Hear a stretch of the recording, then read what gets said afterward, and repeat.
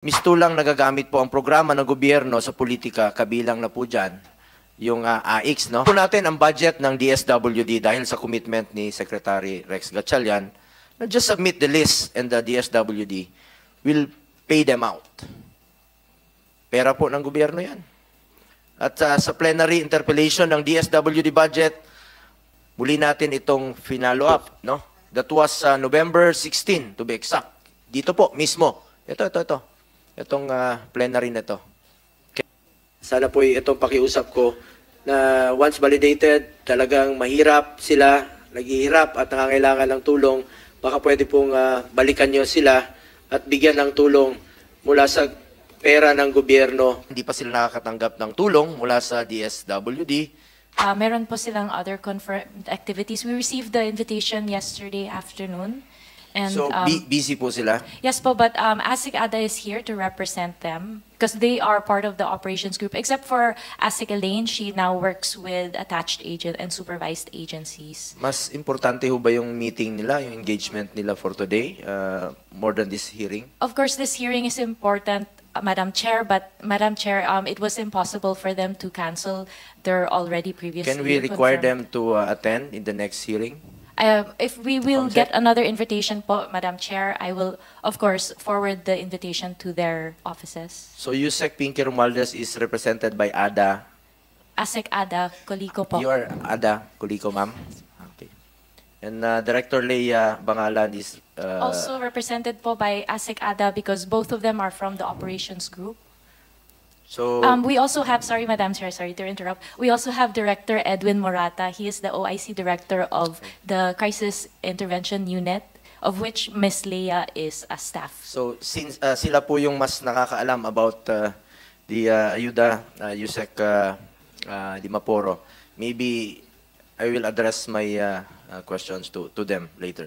Madam Chair and resource persons in attendance today, a pleasant day to each and one of you. No, Madam Chair, nung nakaraang mga hearings, lumalabas po na nagagamit po ang programa ng gobyerno kapalit po ng pagpapapirma sa isinusulong na People's Initiative. Konektado po ito. Mistulang nagagamit po ang programa ng gobyerno sa politika, kabilang na po dyan yung AIX, no? Under DSWD, at napag-usapan na po natin nung nakaraang hearing sa Davao City. Ang iba sa ating mga kababayan ay hindi alam ang pinipirmahan nila. At ang iba po ay tinatakpan nga po, ganito, ang mga forms pinapapirmahan sa kanila. At lumalabas rin po na may binibigay na kapalit na coupon, na katumbas po, umano, ng ayuda kapalit ang pirma. At sino po ang magbabayad ng pinangakong ayuda? DSWD ba? Saan manggagaling yung ayuda? Habang naglalabasan ang mga isyong ito, libo-libong naman pong mga benepisyaryo ang naghihintay ng ayuda mula sa departamento. Madam Chair, nung mga nakaraang budget hearing sa committee, last September 20, during the committee hearing, nabanggit po natin sa DSWD ang ating concern patungkol po sa ilang reklamo sa iba't ibang parte ng bansa na mga na-hold po ng DSWD na mga AIX, no, na payout. Secretary Gatchalian of DSWD assured us and promised that the DSWD will conduct payouts for validated list of qualified beneficiaries that need assistance. Karamihan po dito, yung mga nasalanta ng bagyong Egay, yung mga indigents talaga, yung mga mahirap talaga nating mga kababayan na nangangailangan talaga ng tulong at trabaho po yan ng DSWD. At in fact, si Sec Romel Lopez, alam niyo po yan, dati kang nasa media at alam mong mahirap na maging mahirap at kawawang-kawawa yung mga kababayan natin, nakapila, nagaantay, naghihingi ng tulong sa pera ng gobyerno. Pera po ng taong bayan yan. Pera po nila yan at dapat po ibalik sa kanila na wala pong pili. Pwede ba nating pakinggan yung itong video nung last September 20 hearing? May pera po, hindi ko lang po kabisado kung... So, kung validated na po sila ng DSWD, pwede po sila makatanggap? Yes, Madam Chair. So, pwede nyo silang mabalikan at mabigyan po ng tulong dahil umaasa po sila sa DSWD. Yes, Madam Chair. Mga mahihirap naman po sila. Yes, Madam Chair. Tulungan po natin. Marami pa po, pwede po bang i-provide namin sa inyo ang listahan po nito?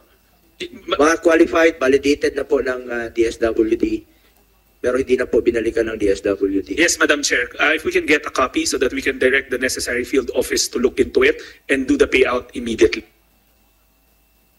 That was September 20, no?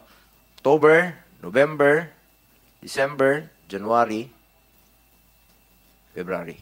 It's almost 5 months na nag-aantay po yung ating mga kababayang mahirap.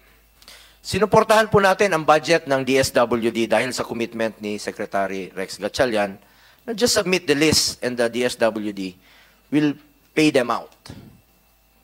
Pera po ng gobyerno yan. At sa plenary interpellation ng DSWD budget, muli natin itong finalo up, no? That was November 16 to be exact. Dito po mismo. Ito. Itong plenary na to. Can we play the video again? Sana po itong pakiusap ko na once validated, talagang mahirap sila, naghihirap at nangangailangan ng tulong, baka pwede pong balikan nyo sila at bigyan ng tulong mula sa pera ng gobyerno. Pera po ng gobyerno yan, dapat po ibalik sa kanila yung pera po nila. Lalong-lalo na po yung mga mahirap. Mabigat sa kanila yung 3,000, 5,000, mabigat po yun sa kanila bawat sentimo. Maaring sa inyo, hindi na po importante yung 3,000. Sa kanila po napakahalaga yan. At lalong-lalo na po pumupunta sa inyong opisina, namamasahe sila at matatanggihan lang po sila. Yun lang po ang pakiusap ko na huwag niyo pong pahirapan yung mga kababayan nating naghihirap na po. On that note, Mr. President. Tama po. At nangako naman si Secretary na hanggat may listahan at napatunayan ng DSWD na mahihirap at nangangailangan yung nakalistang mga pangalan doon, ilalabas yung pera Opo. para sa kanila. As discussed, ang sabi po ni Secretary Gatchalian, mag-submit lang po ang LGU ng list of beneficiaries at i-validate at i-pay out ng DSWD yung mga qualified beneficiaries. Ibig sabihin, kayo po ang magdidetermine kung qualified sila at mahirap sila. And ulitin ko, pera po ito ng taong bayan, pera po ito ng Pilipino, at dapat po ang makikinabang yung mga mahirap nating kababayan. Nakapag-submit na po ang LGUs ng listahan ng beneficiaries. Marami dito, validated na raw, pero hanggang ngayon, hindi pa rin po sila napipayout. Halimbawa po, sa Cagayan, sa CAR, Region 3, mga biktima po ng bagyo, mayroon din pong mga indigents na validated sa Cagayan, Zambales, Bulacan, Bataan, Camarines Sur, Negros Oriental, Cebu, Bohol, Southern Leyte, Davao City at National Capital Region. Ano ba ang plano ng DSW dito? Ulitin ko po, validated na po ito. Ito po yung mga listahan po ng mga qualified beneficiaries at you may double check po at trabaho naman po yan ng DSWD na i-validate kung talagang qualified sila. Meron kayong criteria. At bakit hindi pa sila nakakatanggap ng tulong mula sa DSWD at ilang buwan na po ang nakakaraan. And for the record, ano na ho ba ang status nito? Madam Chair, and you may answer po, Yusek Fatima, or yung in charge po mismo, no, na si Asek Ada Kuliko or Edwin Morata. Madam Chair, before I refer to ASIC Ada and OIC Director Edwin for further details, I'd like to first address the issue of People's Initiative with Ayuda that is attached to DSWD. We don't have any connection to that, and there's no involvement on our distribution services with the PI campaign or the campaign to receive any signatures. With regard to the status of your referrals, we thank you for the referrals. We are ongoing, the status is ongoing po yung validation of the referrals. And with regard Yusek, ba't ang tagal-tagal kapag yung mga senador at saka yung LG yung humihingi? Kapag Project PI, mabilis pa kayo sa alas 4. Well, Madam Chair, ASIC Ada and Director Edwin can give you more details on how the processes work. But with regard to last year, nagpapakita, ano bang gagawin namin? would you like to answer? Madam Chair, may I clarify, nagpapakita ng Hindi, yung mga po. request na sumipot dito, dahil nga abala sila sa Project PI, tapos sinasantabi yung mga request ng ating mga mambabatas katulad ng senador, at yung mga LGU na napinsala, kung ano-ano ang nangyari, kung silindol, sunog at iba pa, binabaliwala ninyo, hindi naman sila sumisipot. Paano ba yan? Hindi na namin alam kung anong gagawin namin. Madam Chair, mayroon din pong mga local government units na may listahan, no? Ng mga benepisyaryo. Hindi ito sa hindi ito yung mga sa PI, Ilista na lang kaya natin bilang PI. Baka mas mabilis, no? Baka pwedeng humingi ng tulong kay Attorney Abad. Baka, sir, mapabilis po. Sa inyo ba dapat mag-follow up o sa DSW? Anyway, mayroon dun pong mga LGUs na mga listahan ng benepisyaryo na nangangailangan ng tulong for validation po ng DSWD. Pero hindi pa rin po nababalidate po ng DSWD dahil kayo nga po yung magbabalidate, di ba? May criteria kayong sinusunod. Nagbigay po ang DSWD ng deadline at nakapagsumiti naman po ang mga LGUs ng listahan ng mga beneficiaries tulad ng sa Iloilo, sa NCR, Samar, Caraga, Davao Region. Ano bang dahilan kung bakit hindi pa po ito na babalidate ng DSWD? Ano bang pinagkakaabalahan ninyo? Ba't hindi sila pinapansin ng DSWD? Hanggang ngayon, Madam Chair, wala pa rin po nababalidate sa mga isinumiting listahan na pinag-usapan po ay deadline noong November 30. Pakisagot naman po sa kaalaman ng mga mahirap nating kababayan na nakikinig at mga indigents nating mga kababayan na umaasa po at nag-aantay ng ayuda mula sa DSWD. Pera po ng taong bayan yan. Nanonood po ang ating mga kababayan, umaasa sila nung nakarang taon pa ito mabibigyan ng ayuda. Magpaliwanag naman po kayo sa kanila, maging sa Metro Manila na ilang kilometro lang po mula sa central office ng DSWD. May nais rin pong gusto iparating ang kanilang hinaing. Ito, pakinggan po natin, isang LGU rin po. Ako po si Bernard Ninong de la Cruz, Vice Mayor po ng Malabon o Malabon City. Una sa lahat, nagpapasalamat po ako sa ating mga opisyal sa Senado for giving me the opportunity to raise our concerns. Nagpapasalamat rin ako sa tulong na patuloy na binababa ng gobyerno sa mga mahirap nating mga kababayan dito. Gagamitin ko na po ang opportunity na to para makiusap sa DSWD sa pamumuno ni Secretary Rex Gatchalian. Bago po kasi matapos ang nakaraang taon, nagsumiti kami ng listahan ng mga benepisyaryo mula sa aming syudad na nangailangan ng tulong. Mga mahihirap po ito na humingi ng ayuda mula sa gobyerno.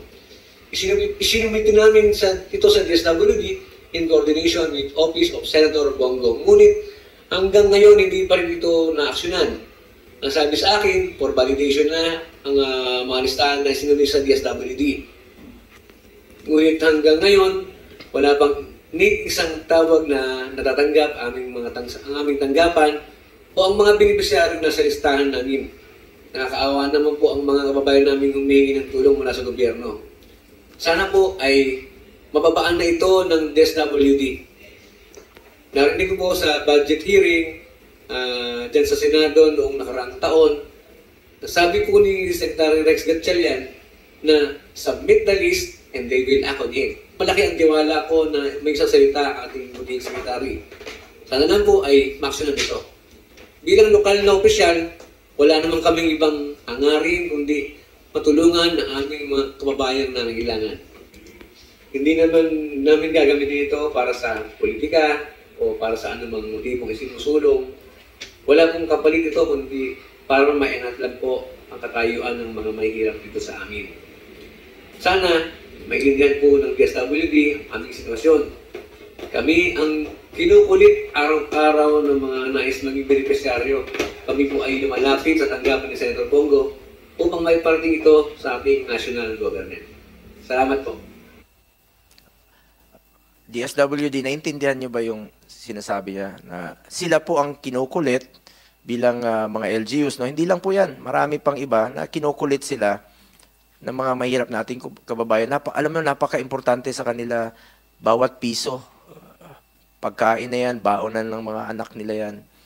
So, it's been 5 months na po ang inaantay ng ilan sa kanila. Until now, wala pa rin po. So, ang atin dito is paano mapabilis. Alam ko naman pong na masipag ang ating Secretary Rex Gatchalian. Salamat no sa mga tulong na dinala nyo sa mga nasalanta ng pagbaha pag-landslide sa Davao Region. Salamat sa inyong serbisyo.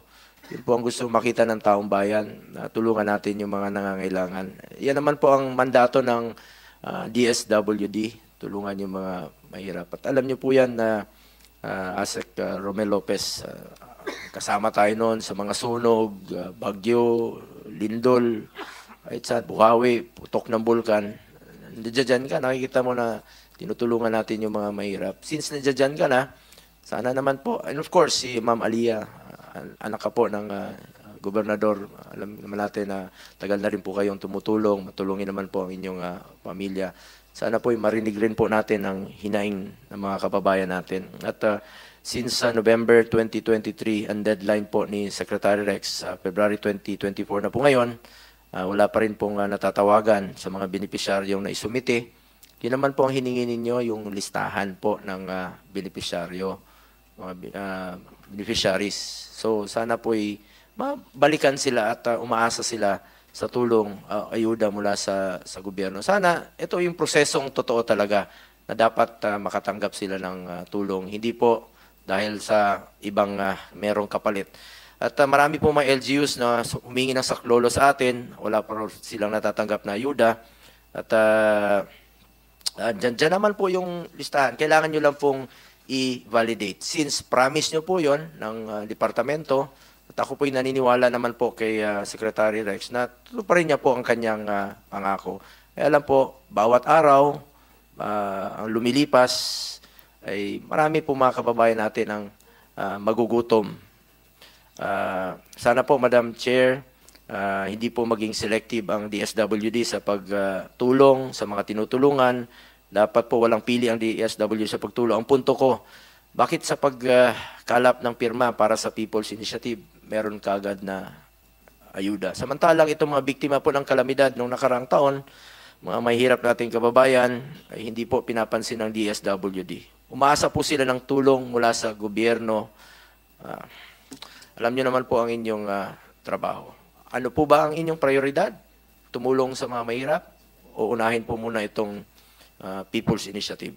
Since sinabi mo hindi konektado, magiging konektado po yan kung merong kapalit na ayuda yung pagpipirma.